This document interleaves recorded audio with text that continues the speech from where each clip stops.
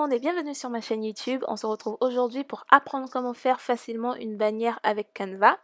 Donc c'est tout simple, soit vous choisissez les dimensions réelles d'une bannière YouTube dans la bibliothèque. Donc là par exemple on a YouTube Channel Art, mais moi je préfère utiliser les dimensions de la zone de sécurité directement pour que ce soit plus simple à recadrer une fois sur YouTube. Donc une fois que c'est fait, je vais ajouter mon texte. Donc là, je vais taper Tessa. Je sépare chaque lettre avec 2 espaces. C'est personnel, mais vous pouvez faire comme vous voulez.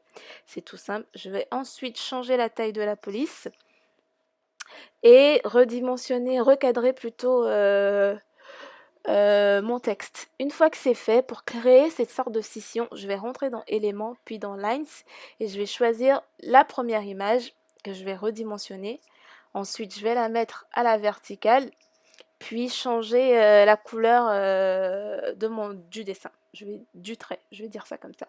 Je vais venir placer le trait sur ma lettre et là ensuite je vais faire copier-coller pour le dupliquer et pouvoir le placer sur chaque lettre. Après c'est à vous de voir comment vous voulez le faire, vous n'êtes pas obligé de faire comme moi, c'est juste à titre d'exemple que je vous le montre. Donc voilà.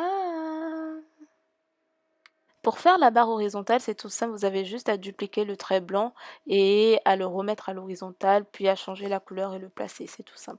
Ensuite, dans éléments, puis shape, je vais venir choisir un triangle que je vais redimensionner et que je vais placer, faire attention de centrer, de mettre bien au centre de mon texte pour que ce soit beau.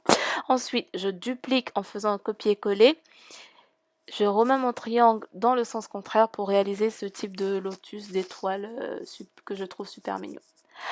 Ensuite, je vais juste cliquer dans texte et venir ajouter du texte pour mon slogan. Donc moi j'ai mis beauté tech blabla.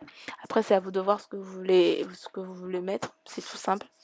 Je vais changer la police. Là j'utilise Allura qui est une police que j'aime beaucoup. Je la trouve super belle et super fun.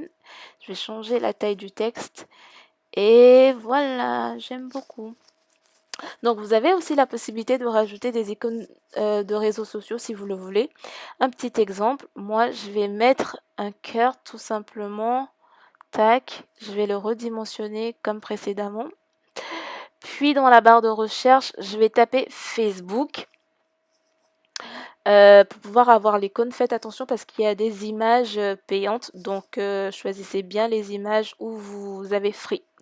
Je vais changer la couleur de mon logo, puis je vais le redimensionner et le placer dans le blanc. Et voilà, vous avez un joli petit cœur avec l'icône Facebook à l'intérieur. Ensuite, je viens tout simplement dupliquer le texte que j'avais précédemment ajouté. Je vais changer en mettant Daily Crushes, qui est le nom de ma page Facebook. Voilà, je redimensionne et voilà. Donc moi j'ai trouvé que c'était un peu sobre, donc j'ai décidé de rajouter un contour. Donc pour ça je vais dans éléments, ensuite shape, je choisis le carré, puis j'affine les bords et ensuite je redimensionne tout simplement. Donc vous n'êtes pas obligé de le faire. Moi j'ai trouvé que c'était plus joli, et c'était moins blanc du coup. Donc de toute façon faites à votre sauce, faites comme vous voulez. Ensuite je le télécharge sur mon ordinateur, je choisis PNG parce que la qualité elle est meilleure. Donc après vous pouvez toujours choisir JPEG, c'est comme vous voulez. J'ai la possibilité de le partager sur les réseaux sociaux si je veux.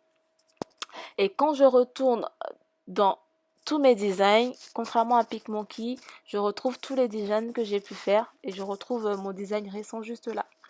Voilà, si vous voulez redimensionner en fait votre image pour qu'elle s'adapte à votre téléviseur, à votre ordinateur et à votre téléphone, c'est tout simple. Vous allez dans la bibliothèque et vous cliquez sur YouTube Channel Art. Ensuite, vous cliquez sur Upload pour télécharger l'image que vous venez juste de mettre sur votre ordinateur, de faire.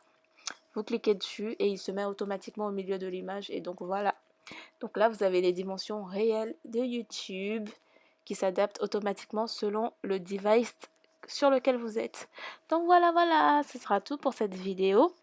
Et juste pour vous montrer le rendu. Et voilà le rendu sur ma page YouTube. C'était simple. Donc voilà, on arrive à la fin. N'hésitez pas à aimer, partager, commenter, c'est gratuit. Et Bezos, guys!